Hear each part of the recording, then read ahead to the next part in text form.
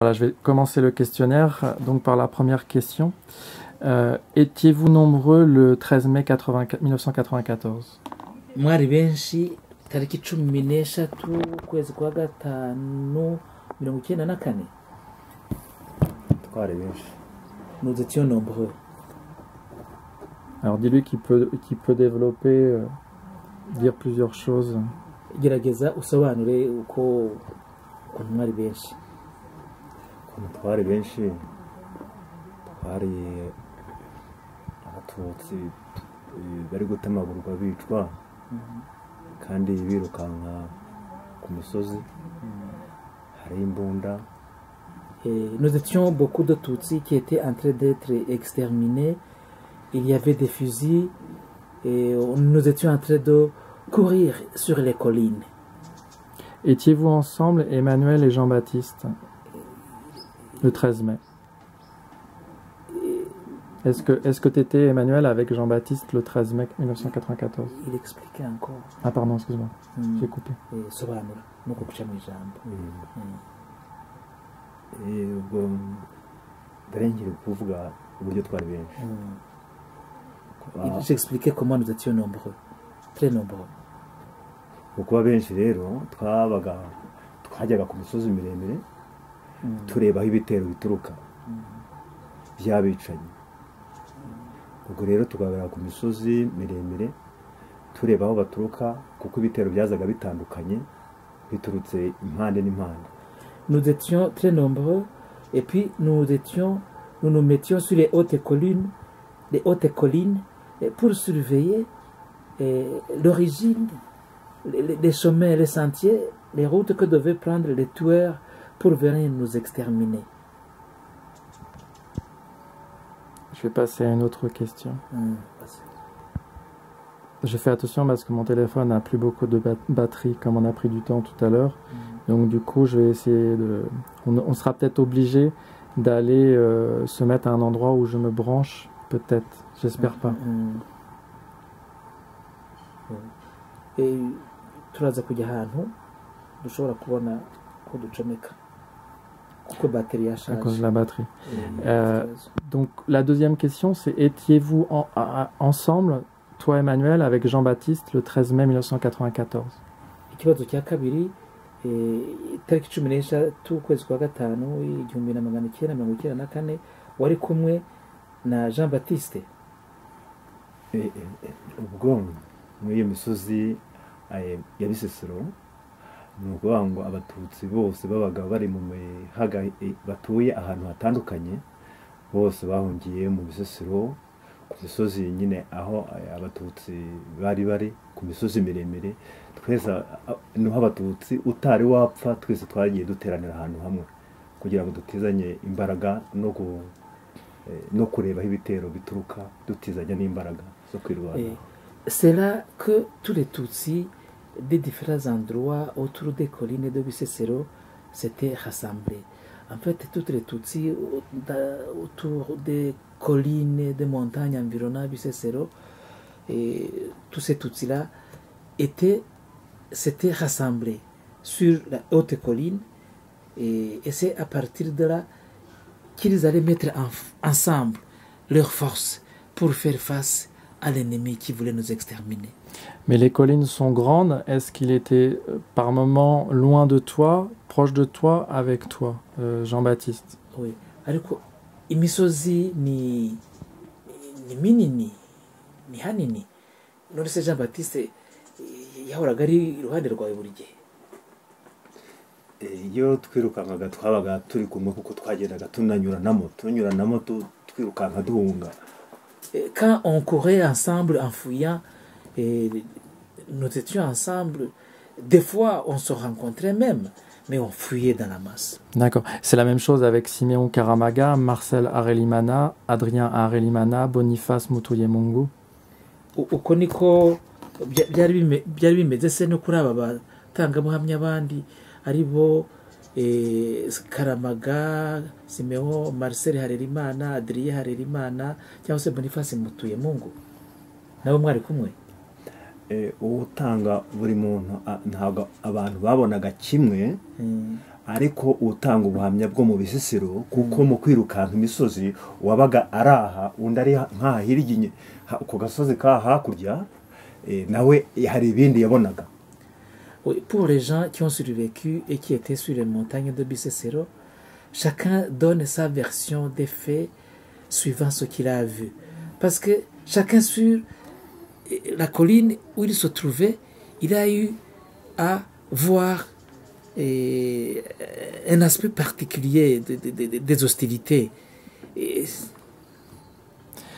Comment vous protégiez-vous? Mwirindaga mute? Mu kwirinda ukuntu twirindaga twabaga turi ku misozi miremire twabonaho igitero giturutse abantu ni ukuvuga ngo abantu bagafata amabuye abagore bakadutabaza amabuye n'abakobwa abagabo tukarwana. Bon, pour nous protéger, nous nous mettions sur les sommets des collines et là nous voyions l'attaque ou les attaques qui venaient nous exterminer. Et c'est à ce moment que nous ramassions des pierres, les femmes ramassaient des pierres, et puis les jeunes, et puis ils nous les donnaient, ils donnaient ces pierres à nous, les hommes, et nous les lancions sur l'ennemi. Passiez-vous de colline en colline? Et moi, mwagendaga muva ku musozi mujya kuwundi, muva ku musozi mujya kuwundi. Byaterwaga n'igitero turi kurwana aho kiriyo twaragitsinsuraga cyaba gifite imbunda kikadusandaza cyamara kudusandaza ubwo tugasandara natwe tout cela dépendait. Tout cela, notre déplacement, c'était au gré des combats et des attaques. Quand il y a une grande attaque qui nous menaçait, nous nous déplacions pour fuir. Mais quand il y avait une attaque de moindre envergure et que nous pouvions chasser l'ennemi, nous pouvions maintenir notre position. Aviez-vous encore des vaches et nourriture? Mwari mugifite inka n'ibyo kurya?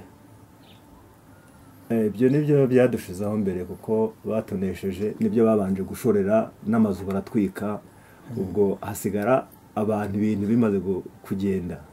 Tout au début, nous avons été dépouillés de nos vaches et de notre nourriture. Et puis, nous sommes restés seuls. Donc, lors des premières attaques, c'était nous prendre nos vaches et nos provisions de nourriture. C'est ça qui nous a été dépouillé en premier lieu. Le 13 mai 1994, vous n'aviez plus de quoi vous nourrir. Itariki 13 ukwezi kwa gatanu 1994 ntimwari mukigira ikibatunga rero. Mwayo matariki hari twari tugitunzwe ni ibyo kurya hari byari bikeya byari bisigaye mu murima bataratwara ariko iby'amatungo byo byari byaragiye kera. Durant ces dates, la nourriture que nous avions sur nous était pratiquement épuisée. Et ce qui restait, c'était la nourriture dans nos champs. D'accord. Qui dirigeait la résistance? Ariko tukiri aho ku by'amatungo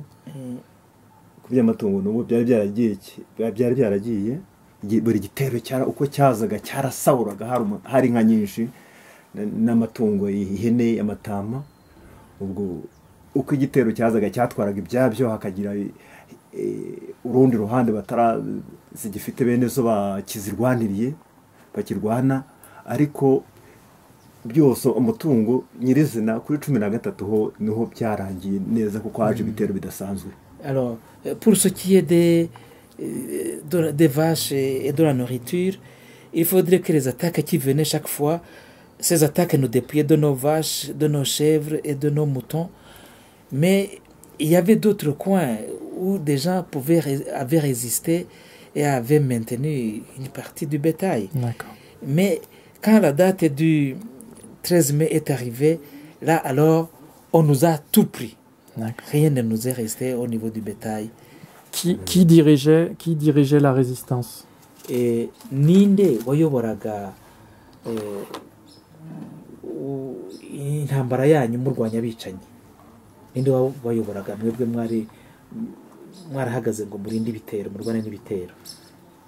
Twari dufite abasaza bakuru bahuye n'intambara zo muri 1973, abasaza bakuru barimwo Birara, barimwo Karamaga, barimwo abasaza bakuru bo hambere, nibo batworoganizaga bakavuga ati muhumure, yenda intambara imeze nk'iy'ubushize zazaga twarazirwanaga tukazitsinda, mu b'intware hari ubwo n'izi tuzitsinda. Nous avions des hommes, des vieux, expérimentés, qui avaient connu les attaques des tueurs dans les années 90 et 73. Et ces vieux qui étaient comme Birara, qui étaient comme Karamaga et d'autres, ils nous ont organisés pour résister, dans l'espoir que peut-être nous pouvions vaincre, nous pouvions survivre à ces attaques, comme ce fut le cas dans les années antérieures, dans les années 90 ou 73. Donc Siméon, effectivement. Siméon. Aviez-vous l'idée de partir par le lac Kivu plus bas? Nta gitekerezo mwagize cyo kumanuka mukicira muri Lac Kivu mugahunga? Nta gitekerezo mwagize cyo kumanuka mukicira mugahungira mukamanuka hepfo mukajya kuri Lac Kivu mugahita muhunga mujya ahandi? Muko guhunga umuntu intambara imaze kuba nini cyane, abantu bapfuye ari benshi, ibyo kurwana tumaze kuneshwa, amasasu amaze kutwica, n'ibibunda binini baduteragamo, ibibunda binini bikica abantu benshi, bagateraza ibibunda ukabona abantu bararambara intumbi nyinshi. Icyo gihe rero harimo ababaga bagifite imbaraga b'abasore bashaka ubuhungiro, bakavuga bati ducike tujye mu Kivu, ku Kivu yenda twabona ubwato, abantu bakagenda babica umugenda. Harimo abarahunze ariko bapfuye umugenda, bagiye babatemagurira mu nzira, nta warokotse, nta barabishe uko bagenda mu nzira, bagendaga babica umugenda. Quand la guerre s'est intensifiée et que nous étions tués en grand nombre par des balles, par l'artillerie lourde qui faisait beaucoup de victimes, il y a certains, des jeunes notamment, qui ont envisagé effectivement de descendre vers le lac et de fuir. Mais quand ils ont tenté cela, ceux qui sont descendus pratiquement, ils ont été exterminés en cours de route, en cours de chemin, et ils ont été tous exterminés, personne n'a survécu. Pensiez-vous que cela ne durerait pas, ces attaques? À quel moment et quelle date? Mwatekerezaga yuko ibyo bitero bizakomeza kuzageza ryari, kugeza aya matariki, ikihe gihe?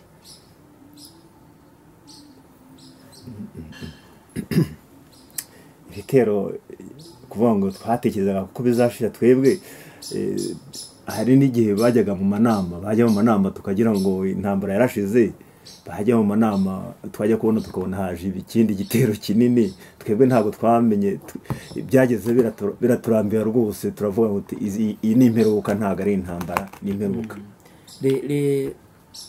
Les attaques ont été interminables, mais il y avait des fois où les agresseurs se rendaient dans leurs réunions, et nous croyons que peut-être que les attaques ne reprendraient pas. Mais on se trompait, parce qu'après les réunions, d'autres nouvelles attaques étaient organisées pour nous, et c'est pour cela que nous pensions que c'était finalement l'apocalypse. Le 13 mai 1994 était-il le jour le plus violent, le plus difficile? Itariki 13 y'ukwezi kwa gatanu wabaye umunsi uteye ubwoba mu kubarimbura, koko umunsi wa kirimbuzi mwese uko bireba.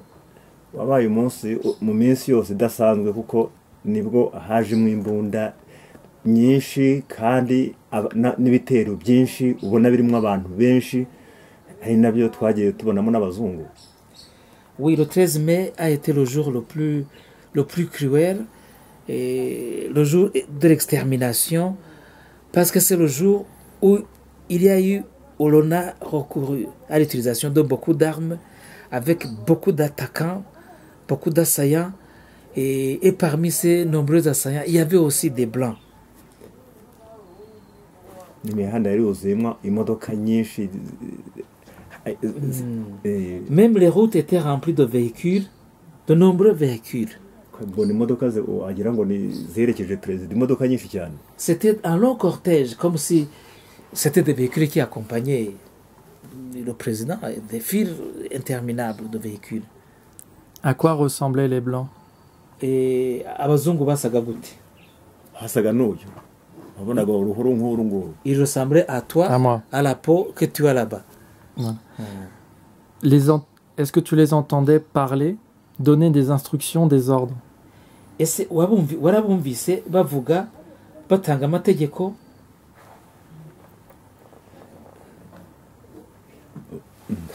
Twabonaga twebwe turi gupfa, tukabona abatwica, tukabona n'igitero kitwica aho kiri guturuka tukiruzi, abarasa tubaruzi. Nous constations, Tukabona abantu tukabareba gutya aho bari gutya gutya duhaganya amaso. nous constations que nous Hari étions ku manywa. en train d'être exterminés en plein jour. Nous regardions en face de nous ce qui nous tuait, ce qui nous exterminait. Et ça, c'était Sous l'effet bien. d'une lumière crue, face à face, comme je te vois maintenant. Et ça, c'était bien le 13 mai 1994, la présence de Blancs. Et ibyo rero byabaye itariki 13 z'ukwezi kwa gatanu, niho abazungu mwababonye bari mu bicanyi babamara. Bari kumwe barazanye hari abazanywe n'amabisi, abazanye n'imodoka noneho n'interahamwe zo mu giturage bavuzaga ingoma, bakaba bazi aho bahurira, barayegeranyaga bagahurira ku misozi n'isaha uwo munsi bakagira ahantu bahurira bagakora atake, abatutsi bakabakubiramo hagati. Il y avait des assaillants qui venaient dans de nombreux bus, dans de nombreux véhicules, et puis qui nous encerclaient, et puis qui commençaient à tuer les Tutsis, et qui systématiquement. Que faisaient les Blancs? Abazungu bakoraga iki? Wabonaga bari kumwe n'abicanyi ku dusozi bari kureba bakanuriye aho abatutsi bari. Et on voyait les Blancs avec les tueurs, les Blancs regardant les Tutsis en train d'être exterminés, regardant les Tutsis où ils sont, et les Tutsis en train d'être exterminés. On voyait les Blancs là avec les tueurs sur les collines. Donc c'était le 13 mai 1994. Ubwo rero hari tariki 13 kwa gatanu 94.